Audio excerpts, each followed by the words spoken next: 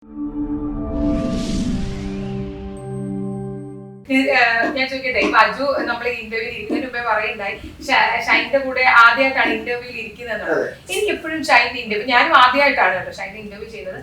എനിക്ക് എപ്പോഴും ഷൈന്റെ ഇന്റർവ്യൂ കാണുമ്പോൾ തോന്നുന്നത് വളരെ ലോജിക്കായിട്ടും പുള്ളിക്ക് പറയാനുള്ള കാര്യം പുള്ളി വളരെ സ്ട്രെയിറ്റ് ഫോർവേഡ് ആയിട്ടാണ്, പക്ഷെ അത് നയതന്ത്രപരമായിട്ടാണ് പുള്ളി അത് അവതരിപ്പിക്കുന്നത്. അതുകൊണ്ട് നമുക്ക്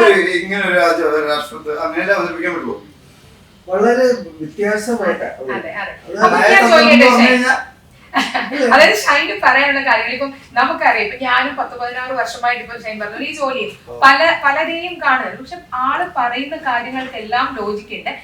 ആൾക്ക് പറയേണ്ടതെല്ലാം പറഞ്ഞു വെക്കുകയും ചെയ്യും.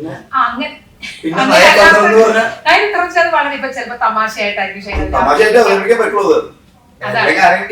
പക്ഷെ അങ്ങനത്തെ കാര്യങ്ങൾ തെറ്റിദ്ധരിക്കുമ്പോ വിഷമം തോന്നാറുണ്ട്. അവർക്ക് അതറിയാത്ത കാരണല്ലേ, അപ്പൊ നമ്മൾ ക്ഷമിക്കല്ലേ വേണ്ടേ അറിയണേ. അച്ഛനെങ്ങനെ തോന്നാറില്ല ഇന്റർവ്യൂ കാണുമ്പോ? എനിക്ക് ഭയങ്കര ഇഷ്ടമാണ് ചില ഉത്തരങ്ങൾ. മാധ്യമപ്രവർത്തകരോട് പറഞ്ഞ് ഇത്രാമത്തെ തുള്ളി വെള്ളത്തിലാണ് ഭയങ്കര ചോദ്യമില്ലേ. പിന്നെ ഈ ബൈബിൾ ആണോ മദ്യമാണോ കൂടുതൽ, അപ്പം പിന്നെ കിളി പോയി വന്നു എന്നൊക്കെ പറഞ്ഞ് കാണിച്ചു. ഇതിന്റെ അപ്പുറത്തെ സ്റ്റേജിന്റേതായ ഒരു ഫിലോസഫി കുറേ ഉള്ളു. അതൊക്കെ ഇപ്പം മാഡം പറഞ്ഞ പോലെ നമുക്ക് ആദ്യം കേൾക്കുമ്പോൾ എന്താ വെച്ചാൽ പുള്ളി ഇങ്ങനെ ഇളകി കുലുക്കി പറയുന്നുണ്ട്. നമ്മൾ അതുകൊണ്ടാണ് ശ്രദ്ധ വരുന്നത്.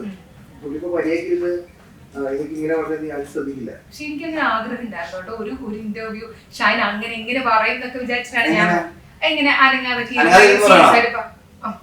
എങ്ങനെ ആയിരിക്കും അറിയാൻ ആഗ്രഹം ഉണ്ടാവും. തുടക്കത്തിൽ ഭയങ്കര ഇൻട്രോവേർട്ട് ആയിട്ടുള്ള ഷൈൻ. എങ്ങനെയാണ് ഷൈൻ അങ്ങനത്തെ ഒരു ഷൈനിൽ നിന്ന് സ്വയം തിരിച്ചറിഞ്ഞിട്ട് ഇങ്ങനെയാണ് നല്ലത് ഷൈൻ ചെയ്തത്? അതുകൊണ്ടല്ല മനുഷ്യൻ എങ്ങനെയാണ് ജനിച്ചു വീണത്?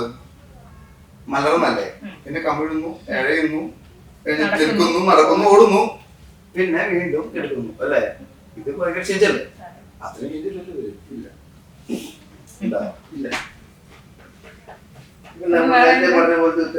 അതെ അതെ അതെ.